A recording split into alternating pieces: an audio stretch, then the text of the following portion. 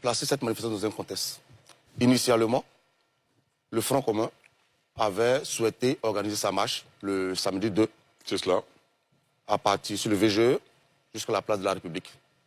C'est par un communiqué du préfet, en lieu et place d'un arrêté, comme cela est prescrit par la loi, que nous avons appris que notre manifestation était interdite.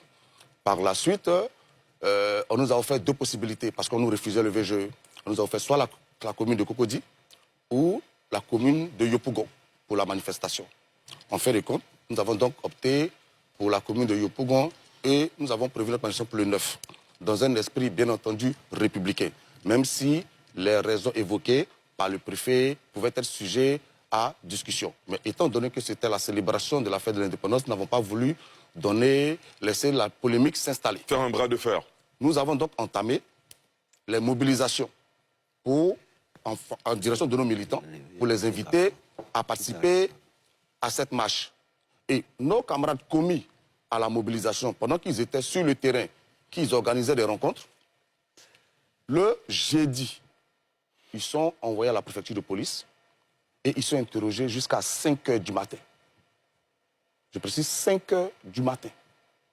Et la majeure partie des questions tournaient autour de où tu as fait le CP1, avec qui tu causes dans ton parti, ce genre de questions.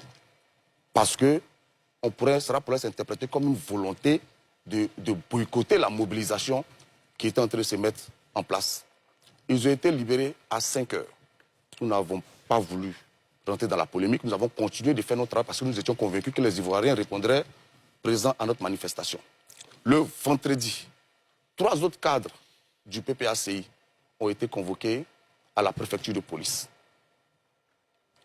Parmi ces cadres, il y avait le colonel Joël Keke, qui est en charge de la sécurité du PPACI, mais du Front commun, et qui était le principal interlocuteur des forces de défense et de sécurité dans le cadre de l'organisation de cette manifestation-là. Figurez-vous qu'il a été gardé à la préfecture de police jusqu'au lendemain à 10 h, le samedi à 10 h. C'est-à-dire que quand nous sommes arrivés le samedi matin, nos camarades qui avaient été commis à la sécurité n'avaient pas d'interlocuteur. Ils ne savaient pas à qui s'adresser pour recevoir les instructions. Même les forces de défense, c'est lui qui avait fait tout le travail technique avec les forces de défense. On ne savait pas à quoi s'entendre.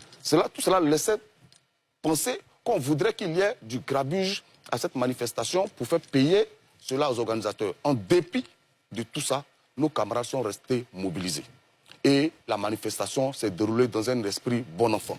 J'y étais, les forces de défense et de sécurité n'ont quasiment rien eu à faire parce que la mobilisation était éclatante. Donc vous me donnez l'occasion de rendre hommage à tous ces Ivoiriens qui sont venus réclamer le dialogue. Parce qu'on ne le dit pas assez. On entend souvent certaines personnes dire c'est de l'insurrection.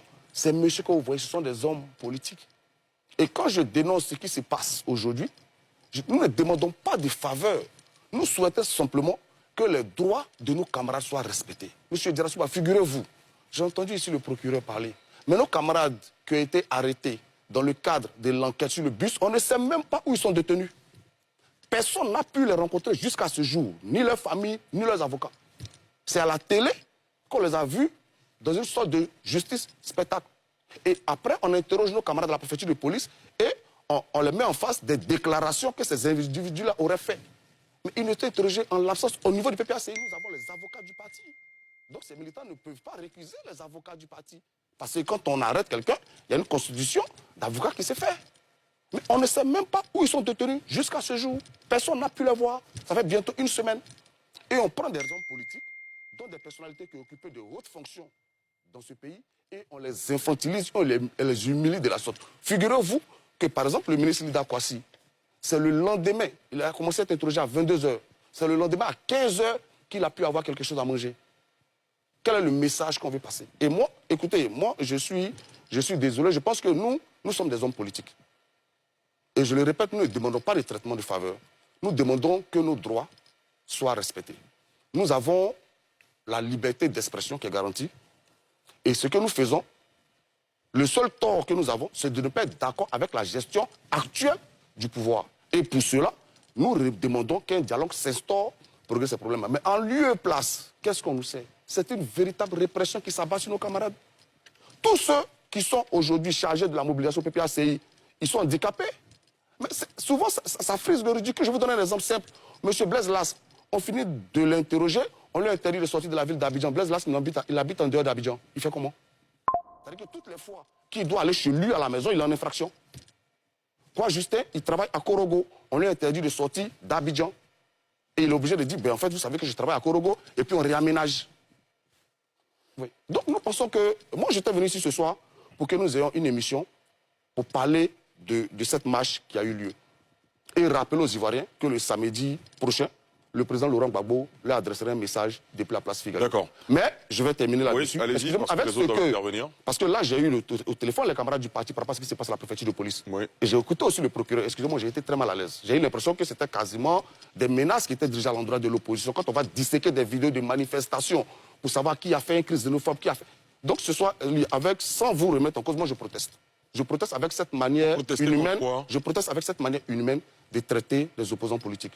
Je proteste contre cette manière cavalière de vouloir nous humilier parce que nous avons le tort de ne pas être d'accord avec le parti au pouvoir. Mais je rappelle aussi que le samedi 9, nous continuons de nous battre. Et j'étais venu ici pour débattre, comme je le disais, mais avec tout ce qui se passe aujourd'hui, je ne suis même plus confortable avec l'idée de continuer ce débat-là. Parce que qu'est-ce que je pourrais dire ici qui ne pourrait pas m'être imputé à la sortie de l'émission? Donc, allez, sans vous remettre en cause NCI, mais je voudrais, avec votre permission, en signe de protestation contre l'acharnement qui s'abat sur l'opposition ivoirienne, c'est-à-dire le PDCI et le PPACI et tous ceux qui ne sont pas d'accord avec le 4e mandat, je voudrais, avec votre permission, pouvoir me retirer du plateau pour aller marquer ma solidarité à nos camarades qui sont encore à cette heure-là à la préfecture de police. Donc, je voudrais... Non, c'est pas... C'est